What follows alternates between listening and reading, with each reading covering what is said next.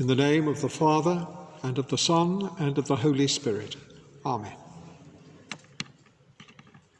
To follow the way of the cross in Holy Week is to embark on an inward journey, a journey which takes us along the path of the suffering Christ, treading in his footsteps.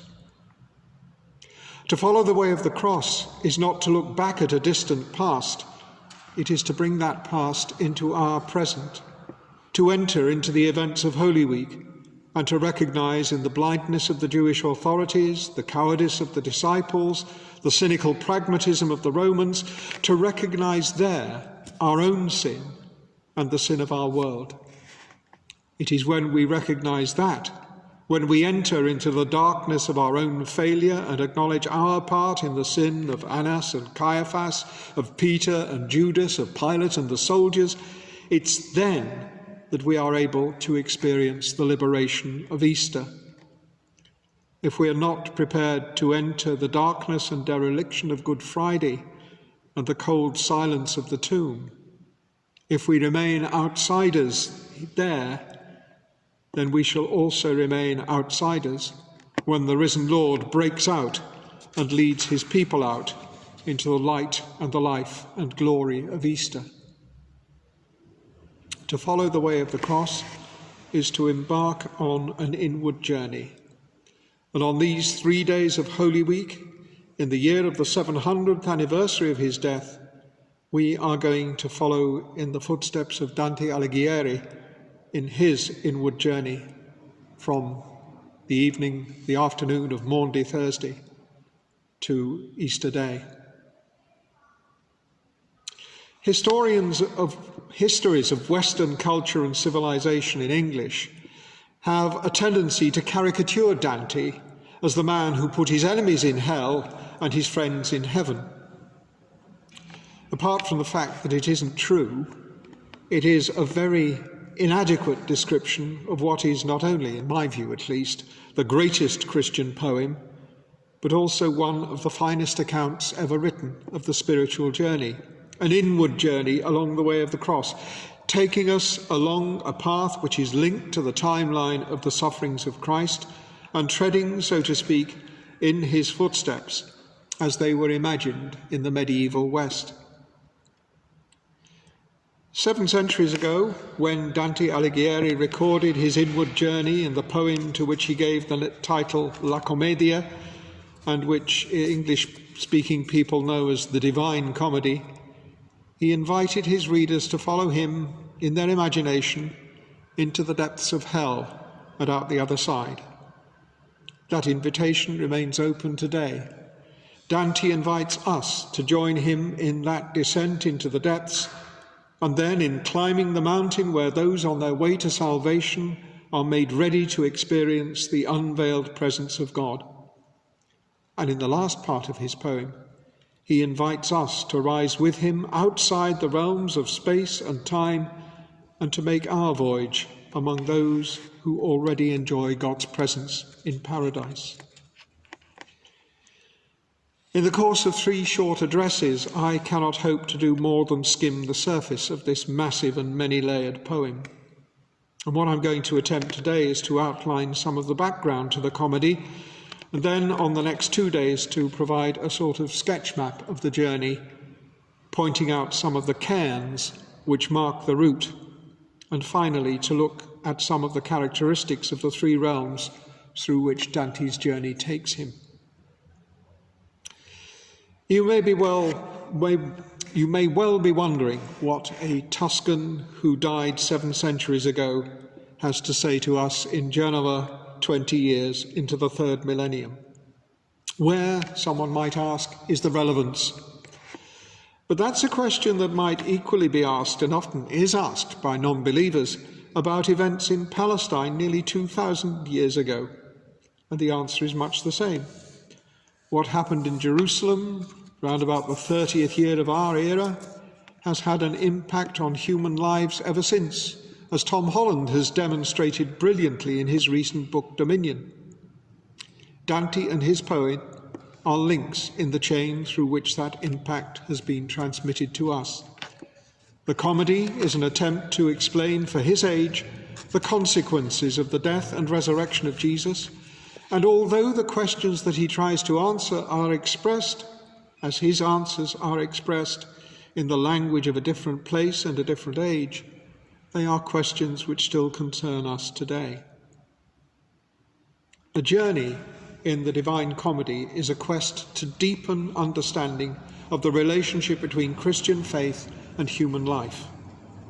And that relationship has to include such concerns as commerce, finance, international politics, and their impact on local politics, and relationships of all kinds between church and state, between state and state, between individual human beings. Dante was writing in a turbulent world, where tensions in society were likely to erupt into violent conflict between states and within states. In that world, traditional ways of life were being broken up by economic and social pressures. In that world, advances in scientific and philosophical thought were undermining long-held certainties, and new religious movements were flourishing. At the same time, issues in human sexuality were being discussed as never before, and questions were being asked about great issues of peace and justice, about wealth and poverty, about the nature of the state, and about God. Dante himself was actively involved in much of this. Giovanni Boccaccio, who wrote a life of the poet 2 decades after his death in exile, says that as a young man, Dante gave himself to serious literary and theological study. Dante's own writings suggest that he had close links with the Franciscans. Some think he may have been a member of the of the Third Order. He had taken part in the wars of Florence against her neighbours, wars which were part of a much greater conflict involving most of mainland Europe. He had held high political office. In the summer of the year in which the comedy is set, Dante was elected, at the age of 35, as a prior, one of the chief magistrates of Florence, and he appeared to be a man with a bright future. But within 18 months, the wheel of political fortune had turned and taken Dante the half-turn from the heights of prosperity to the depths of adversity. By Easter 1302, he was in exile, financially ruined, separated from his wife and children, condemned to death by burning if he ever fell into the hands of the new rulers of his native city. For the rest of his life, Dante was a wanderer, picking up a living as best he could in the households of the great, as a tame poet and philosopher, as a teacher, or doing odd jobs as a part-time diplomat.